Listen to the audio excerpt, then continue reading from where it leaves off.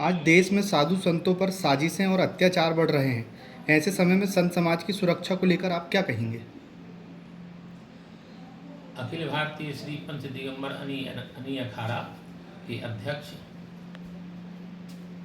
श्री वैष्णव दास जी,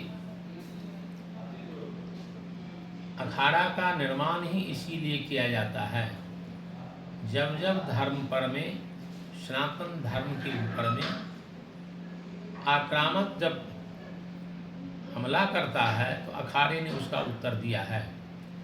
आज सनातन धर्म पर में विधर्मियों ने चंद लोगों ने महामंडलेश्वर अजय दास जी महाराज, जो इन्होंने महाराष्ट्र में रामटेक में इतना काम किया, इसके काम से प्रभावित होकर के अखाड़े ने स्वतः इनको बुलवा करके योगानंद पीठाधीश्वर के रूप में पद प्रतिष्ठा प्राप्त करवाए, पद पर आसीन किए। और आज कुछ लोगों ने चंद स्वार्थ के लिए, ये फर्जी है, क्योंकि गोस्वामी जी ने लिखे हैं, खग जाने खग ही के भाषा, जो स्वयं अपने जैसा होता है वैसे सबको दिखता है। ये फर्जी नहीं है। अनी अखाड़े तीनों अनी वैष्णव अनियों के द्वारा, सम्मान के द्वारा इनको योगानंद पीठ के आसीन कराए, पीठ पर में जगत गुरु के रूप में इन्होंने, योगानंद द्वाराचार्य के रूप में इन्होंने पद प्रतिष्ठित है। और कोई इन पर उंगली उठाएगा तो अखाड़ा ने उनका मुंहतोड़ जवाब देगा। कहा जा रहा है कि आपके अखाड़े से फर्जी महामंडलेश्वर बनाए जाते हैं और इनमें से स्वामी अजय रामदास जी महाराज का नाम सामने आया है। इस पर अखाड़ा परिषद और संत समाज का क्या कहना है? अखाड़ा जो है फर्जी अगर बनाता, आप ये जैसे कहीं आया सामने अखाड़े के पड़ में आया नहीं कभी हम लोगों के पास मिलके, जहाँ ऐसा हो, तो जो फर्जी कहने वाले वो स्वयं फर्जी, उनको खुद ज्ञान नहीं है। अखाड़े से फर्जी नहीं बनता है। ये जो अपने को फर्जी बता रहे हैं वो खुद फर्जी हैं अभी।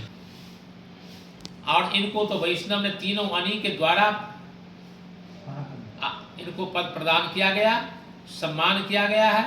आज अगर फर्जी होते थे, मोहन भागवत जी कैसे सम्मान करते?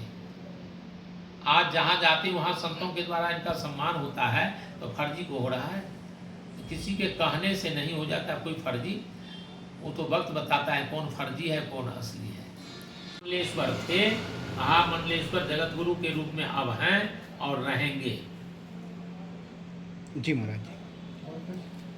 तो महाराज जी, स्वामी अजय रामदास जी आपके मार्गदर्शन में 1008 कुंडी महायज्ञ की तैयारी कर रहे थे, तभी उन्हें षड्यंत्र का शिकार बनाया गया, तो क्या अब यज्ञ होगा?